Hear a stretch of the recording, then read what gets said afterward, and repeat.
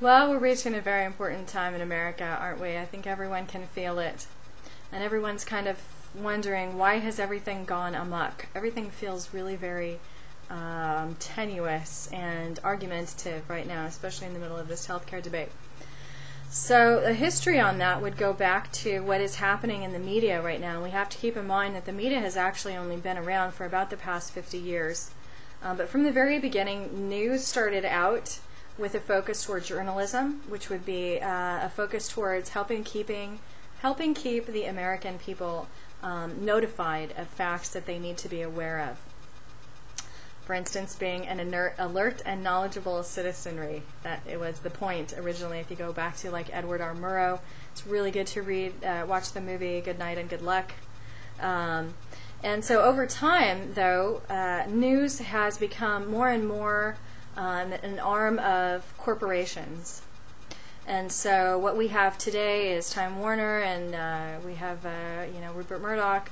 We have these huge corporations who own the media and who use it now to further corporate agenda over American public agenda. So it's really easy to understand how this has happened, but it is quite unfortunate. It's very scary right now, and we can see it is unbelievably powerful because they can use it to take lies, which is what they did on healthcare, from death squads to illegal immigrants to any other insanity that they put out there. They can use it to whip up a particular segment of our population into taking their side. So basically Americans are standing up and supporting the corporate interests and their ability to steal from Americans, which of course makes no sense.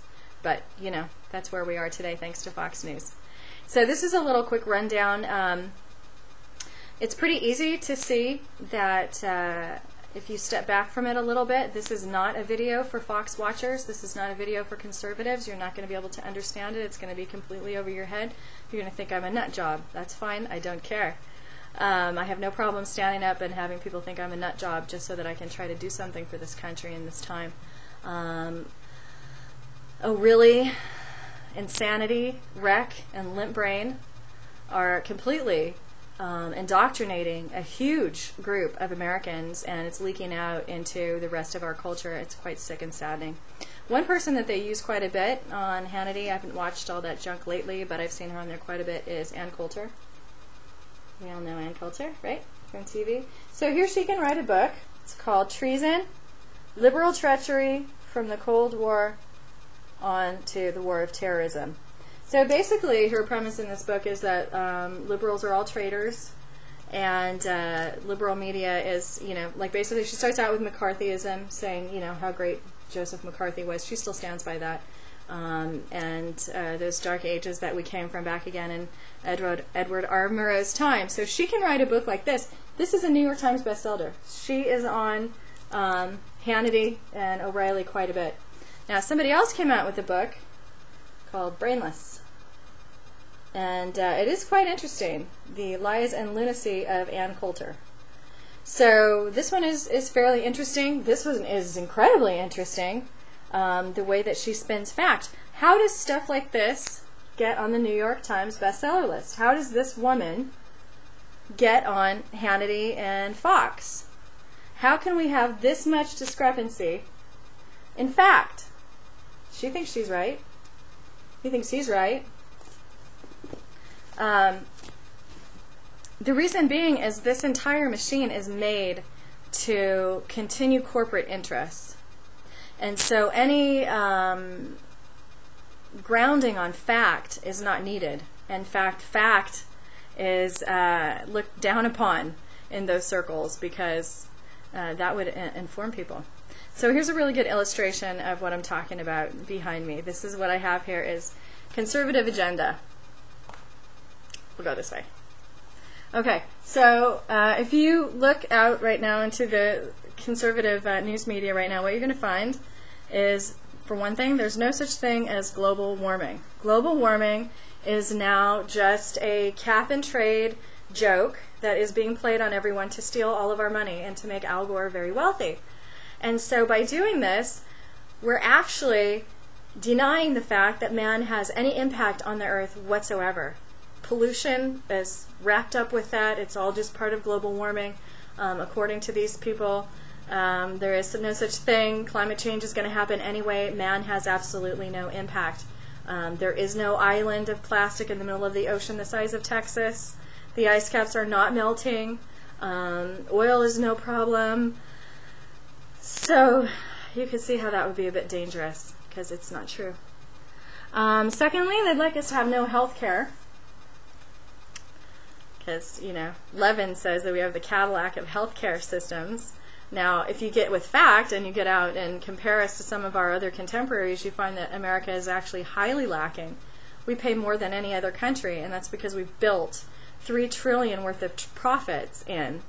So we have a healthcare system, and then we have to have a profit system with that.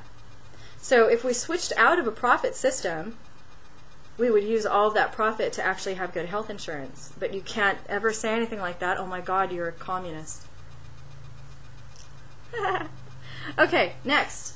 This is the 80-90. This is where 80% of us, that's all of us watching this video, I would think, 80% of America owns 9% of America. Now this was in 2006. I'm sure this is down to more like 7.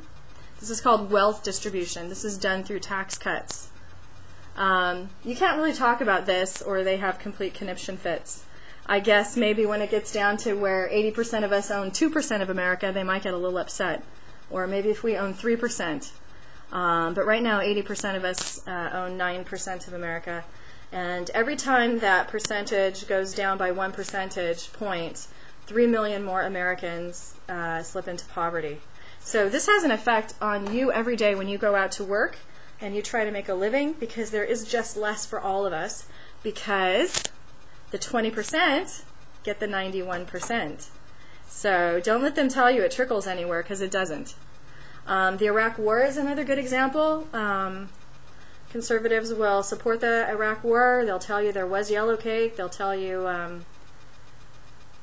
all kinds of crazy stuff that's actually not true. I mean, you can look right at them and go, okay, the yellow cake that was left over, it was 500 tons. 500 tons of yellow cake came here, actually was sold to Canada earlier this year. It was almost good enough for nuclear power plants. It was absolutely not a nuclear program. Studies, 1,700-page studies have been done saying that, and everybody in reality knows that Saddam Hussein did not have a program. Not only did he not have the weapons, you remember Dick Cheney standing in front of the Veterans Hall going, oh, we know that he has weapons of mass destruction. He currently owns them. Not only was that not true, he didn't even have a program. But this huge stack of disinformation is still out there and perpetrated by Republicans all the time. Okay, in my last 2 minutes, America is over. This started on day 1 of Barack Obama being elected. For some reason, they had this premonition, and of course, you know, he's busy trying to clean up all the crap that they did over the past 8 years. How you can clean up a mess that took 8 years in 6 months, I don't know. But that was what was expected of the man, and from day 1, you know, there was a hatred out there that has boiled up, and in 6 months they've definitely ruined him. I have, you know, his polls are down, you would think, because of what he has done. But in fact, if you study what he has done, you hardly ever hear what he actually has done, which is quite a bit of good stuff. What you hear is, you know, of course, about the stimulus, and of course, if you ask any conservative, well, what would you have done instead of the stimulus? You would have let all the banks fail and not bailed anybody out, and we would have had 15% unemployment. So they hate what he did, but they actually have no other concept of what could have been done instead, because there is nothing that could have been done instead. We were left with a pickle from terrible, terrible policy of the previous 8 years. And so in 6 months' time, this media machine has eaten Obama alive. And again, you can see behind me, this is just a short list of the lies and ridiculousness that they live in. So this is very dangerous, particularly the no global warming. That's highly dangerous. So they would really like, and you can see those are corporate-backed ideas. They would really like us to see do nothing about climate change and just, I guess, all expire. So that's my quick one on conservative media.